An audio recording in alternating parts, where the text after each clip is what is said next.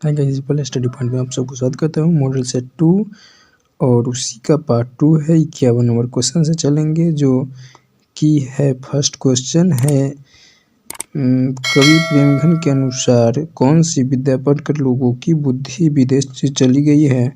तो विदेशी हो गई है, तो विदेशी विद्या पढ़कर। ठीक है। 52 नंबर क्वेश्चन है, सफल आज उसका तप संयम, पीला अहिंसा, स्तन्य शुद्धोत्तम। प्रस्तुत पंक्ति किस कविता की है? कहा गया है ये पंक्ति जो है किस कविता द्वारा लिखा गया है, इसका लिए कहता है यह स्वदेशी पाठ है, उसी का है। यह स्वदेशी पाठ का कविता है और स्वदेशी पाठ में लिखा है। चलिए आते हैं हम लोग 53 नंबर क्वेश्चन पे। 53 नंबर क्वेश्चन है ये अनामिका जी द्वारा लिखा गया है। ठीक है। अक्षर ज्ञान कविता में किस मनोवैज्ञानिक का आधार लिया गया है? तो किस मनोवैज्ञानिक का आधार लिया गया है बताइए। तो ये जो लिया गया है शिशु मनोविज्ञान। कौन सा मनोविज्ञान है? शिशु मनोविज्ञान का आधार लिया गया। कौन सा मनोविज्ञान का आधार लिया गया है? शिशु मनोविज्ञान का आधार लिया गया है। 54 नंबर क्वेश्चन पे आते हैं, हमारी नींद शीर्षक कविता में नींद किसका प्रतीक है? कह रहा है हमारी नींद कविता है, उसमें नींद किसका प्रतीक है? तो नींद जो है वह साहस का प्रतीक है। किसका प्रतीक है? साहस का प्रतीक है। आते हैं 55 नंबर क्वेश्चन में, दही वाली मगम्मा शीर्षक पाठ में बहू ने सास के समझौते बहू ने सास के समझौतों को क्यों लिया? बहू ने सास के समझौतों को क्यों लिया? तो यह क्वेश्चन में है, यह कह रहा है ये क्वेश्चन, एक मिनट, ये क्वेश्चन में 55 नंबर क्वेश्चन का आंसर बी करेक्ट हो जाएगा। प्रेम से लिया। किस तरह से लिया? प्रेम से लिया। किसी से हम लोग कार्य लेंगे तो प्रेम से ही करेंगे। चलिए नेक्स्ट क्वेश्चन है 56 नंबर क्वेश्चन पे हम लोग आते हैं। क्वेश्चन नंबर 56 है कि किस लेखक के कथा साहित्य में उड़ीसा का जीवन गहरी आंतरिक के साथ प्रकट होता है? तो वह कौन से कविता को किसके द्वारा कह रहा है? ठीक है। तो इसका हुआ सात कोरी होता, उसी में कहा गया। यह सात कोरी होता जो है उड़िया भाषा में भी लिखा गया हुआ। ये भी क्वेश्चन पूछता है, कौन हल्ला कर बाढ़ से सबको सचेत करता है? तो कौन हल्ला कर बाढ़ से सबको सचेत करता है? यह ढहते विश्वास कहानी का। चलिए जल्दी बताइए कौन होगा? सभी, इनमें सभी होगा। चलो, चंद्रा ये भी हल्ला करता है, गुणनिधि था, चित्तू था, ये भी हल्ला करता है, शंकर मकरा सब, ये सब हल्ला करता है। कर बाढ़ है, बाढ़ आ गया। ठीक है, इसलिए हल्ला करता है। कह रहा है मंगू की प्राकृतिक मौत को माँ क्या कहती थी? मंगू का जो प्राकृतिक मौत हुआ उसके बारे में माँ ने क्या कही है, सो वो कह रहा है। तो मंगू की प्राकृतिक मौत के बारे में माँ ने क्या कहती है? माँ कहती है कि छुटकारा। क्या कहती है? छुटकारा मिल गई। ठीक है। एस रंगराजन किस लेखक द्वारा पूरा नाम है? एस रंगराजन जो है वह किस लेखक का पूरा नाम है, सो कह रहा है क्वेश्चन। तो यह 59 का ए हो जाएगा। सुजाता का नाम है एस रंगराजन। ठीक है।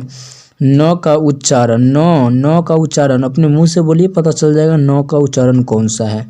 चलिए, नौ का उच्चारण मूर्धा से होता है। ठीक है, नौ का उच्चारण मूर्धा से होता है। भारतीय लिपियों की पहल की कहानी पुस्तक के रचयिता कौन है?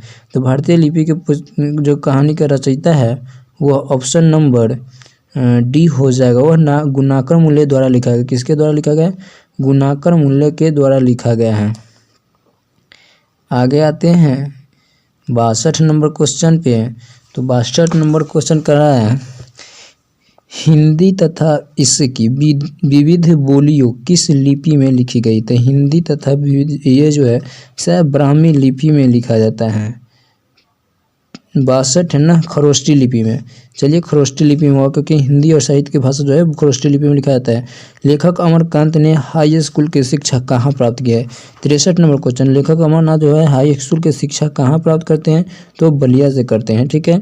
बहादुर कहाँ से भाग कर आया था? तो बहादुर नेपाल से भाग कर आया था। कहाँ से?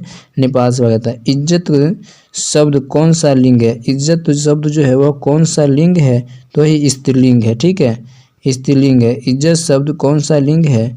स्त्रीलिंग है। आगे आते हैं, कह रहा है त का उच्चारण स्थान। तो त का उच्चारण स्थान क्या है? त का उच्चारण स्थान जो होगा वह कंठ से होता है त। बहादुर शाह कहानी में किशोर कौन था? तो किशोर जो है वह इसका पुत्र होता है। ठीक है, लेखक के पुत्र होता है। किशोर कौन होता है? लेखक का पुत्र होता है। 67 का ए नंबर ऑप्शन करेक्ट हो जाएगा। चलिए हम लोग आते हैं 68 नंबर क्वेश्चन। कह रहा है रामविलास शर्मा का जन्म कहाँ हुआ था? तो रामविलास शर्मा का जन्म कब हुआ था? तो 1912 में हुआ था। कब हुआ था? 1912 में। परंपरा का मूल्यांकन कहानी जो है, परंपरा का मूल्यांकन कहानी इसके बारे में बता रहा है। तो परंपरा का मूल्यांकन कहानी जो है यह है क्या? सो कह रहा है। तो चलिए आते, परंपरा का मूल्यांकन है, यह क्या है? निबंध है, कहानी है, नाटक है, उपन्यास है। क्या है परंपरा का मूल्यांकन? यह एक निबंध है। क्या है? एक निबंध है। आगे आते हैं, जित जित मैं निरखत हूँ पाठ के लेखक कौन है? जित जित मैं निरखत हूँ कौन लिखे हुए हैं? बताइए कौन लिखे हुए हैं? पंडित बिरजू महाराज लिखे हुए हैं। बेमन शब्द कौन सा समास है? बेमन शब्द जो है वह कौन सा समास है? सो कह रहा है क्वेश्चन। तो बेमन शब्द कौन सा समास होगा? यह होगा नज्ञ समास है। क्या है? नज्ञ समास है। कौन सा समास है? चलिए 72 नंबर क्वेश्चन है, प्रेम एनी सी राधिका शीर्षक कविता की में कवि ने माली मालिन किसे कहा है? तो कवि जो है वह माली मालिन राधा और कृष्ण जी को कहते हैं। ठीक है। गुरु नानक किस मार्ग के कवि है? तो गुरु नानक किस मार्ग के कवि है? निर्गुण भक्ति के कवि। गुरु नानक किस मार्ग के कवि है? निर्गुण भक्ति के कवि है गुरु नानक। आगे आते हैं क्वेश्चन 74 नंबर क्वेश्चन। कह रहा है 74 नंबर क्वेश्चन है, 74 नंबर क्वेश्चन है, इन मुसलमान हरिजनन पै कोटीन हिंदू वारिये किसके ने कहा है? यह जो कहा है वह किसने कहा है? क्वेश्चन 74 नंबर है, उसका आंसर बी होगा, रसखान जी ने कहा है। किसने कहा है?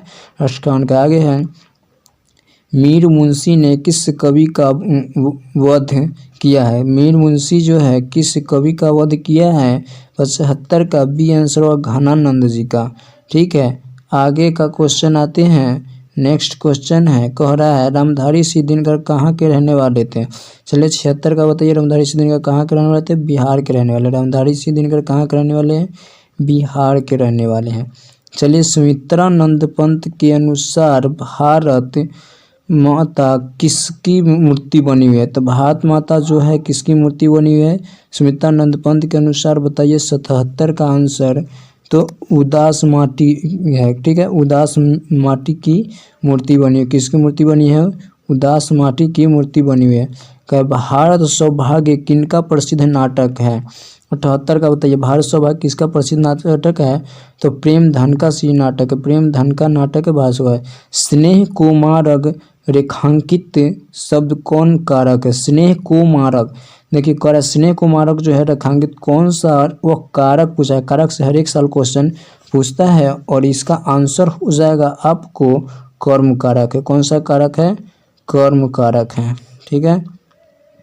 चलिए नेक्स्ट क्वेश्चन आते हैं, व्यायाम शब्द का संधि विच्छेद क्या होगा? व्यायाम शब्द का संधि विच्छेद क्या होगा? 80 नंबर क्वेश्चन का आंसर बताइए क्या होगा? वीज और आम व्यायाम होगा। क्या होगा? वीज और आम व्यायाम। चलिए आते हैं 81 नंबर क्वेश्चन, और 81 नंबर क्वेश्चन है, अकेला दम मुहावरे का क्या अर्थ होगा? अकेला दम कह रहा है, तो अकेला दम मुहावरे का अर्थ होगा क्या? तो वह अकेला दम मुहावरे का होगा अकेला। क्या होगा? अकेला होगा। क्या होगा? अकेला होगा। नेक्स्ट क्वेश्चन है, देवालय कौन सा समास है? देवालय कौन सा समास है? तो वह होगा देवालय जो होगा वह तत्पुरुष समास होगा। कौन सा समास होगा? तत्पुरुष समास होगा। मोर शब्द है, मोर शब्द क्या है बताइए? मोर शब्द क्या है? तद्भव है। मोर शब्द क्या है? तद्भव है। ठीक है, तद्भव, तत्सम के विग्रह रूप को तद्भव कहते हैं। तो मोर शब्द क्या होगा? तद्भव होगा। मेहनत करते, ये मेहनत आप लोगों का रंग लाएगी। ठीक है, अधिकार शब्द में उपसर्ग है। अधिकार शब्द में कौन सा उपसर्ग है सो पूछ रहा है। तो अधिकार शब्द में उपसर्ग होगा, अधि उपसर्ग होगा। अधिकार शब्द में कौन सा उपसर्ग होगा? अधि उपसर्ग होगा। चलिए आगे आते हैं। तूफान शब्द कौन सा संज्ञा है? तूफान शब्द जो है वो कौन सा संज्ञा है बताना है। जल्दी बताइए, तूफान कौन सा संज्ञा है? व्यक्तिवाचक, किसी व्यक्तिवाचक संज्ञा। ठीक है, व्यक्ति का नहीं नाम है। अबल शब्द का स्त्रीलिंग रूप होगा। अबल शब्द का स्त्रीलिंग रूप क्या होगा बताइए? अल्बा, अबुलवा होगा। क्या होगा? अल्बा होगा। ठीक है, अबला, अबला होगा। इसका मनोहर शब्द का संधि विच्छेद होगा। मनोहर शब्द का संधि विच्छेद क्या होगा? 87 का आंसर आप लोग बताइएगा। मन जोर हर मनोहर होगा। संधि कितने भेद होते हैं? संधि के कितने भेद होते हैं बताइए? संधि कितने प्रकार के होते हैं? 88 नंबर क्वेश्चन, संधि कितने प्रकार के होते हैं? संधि 3 प्रकार के होते हैं। संधि कितने प्रकार के होते हैं? 3 प्रकार के होते हैं संधि। आगे है, आगे नाथ न पीछे पगहा लोकोक्ति का अर्थ क्या होगा? तो 89 नंबर क्वेश्चन है। इसका ऑप्शन नंबर, इसका डी आंसर करेक्ट होगा। किसी के इजाज़त के बिना। ठीक है, किसी तरह की जिम्मेवारी न होना अर्थात बिना जिम्मेवारी के इधर उधर घूमना, वही होगा। ठीक है, 89 नंबर क्वेश्चन था। चलिए आगे आते हैं। चलिए 10 क्वेश्चन बचा, 10 क्वेश्चन को सही से कंप्लीट हम लोग कर लेते हैं। 10 क्वेश्चन में चलिए करब मुख्य चंद कौन सा समास है? मुख्य चंद कौन सा समास है? 90 का आंसर बताइए। मुख्य चंद जो होगा कम धारी समास होगा। नेक्स्ट क्वेश्चन है, मछली शीर्षक कहानी के रचयिता कौन है? तो ये मछली शीर्षक जो कहानी है यह विनोद कुमार शुक्ल द्वारा लिखा गया है। नेक्स्ट क्वेश्चन है, नेक्स्ट क्वेश्चन, निम्न में नरक शब्द का विशेषण क्या होगा? तो नरक का विशेषण क्या होगा? 92 का करेक्ट आंसर बताइए। तो ये होगा नरकीय होगा। क्या होगा? नरकीय होगा। 92 का 93 नंबर क्वेश्चन है कि निम्न में आँख शब्द का पर्यायवाची क्या होगा? तो निम्न में आँख शब्द, आँख का पर्यायवाची क्या होगा? 93 का क्वेश्चन बताइए। लोचन, आँख को लोचन कहते हैं। बंधन शब्द का विलोम क्या होगा? तो बंधन का विलोम होगा छुटकारा, यही ना होगा। बंधन का विलोम क्या होगा? जल्दी बताइए। तो यही होना ही चाहिए। 94 को बता दीजिए क्या होगा? बंधन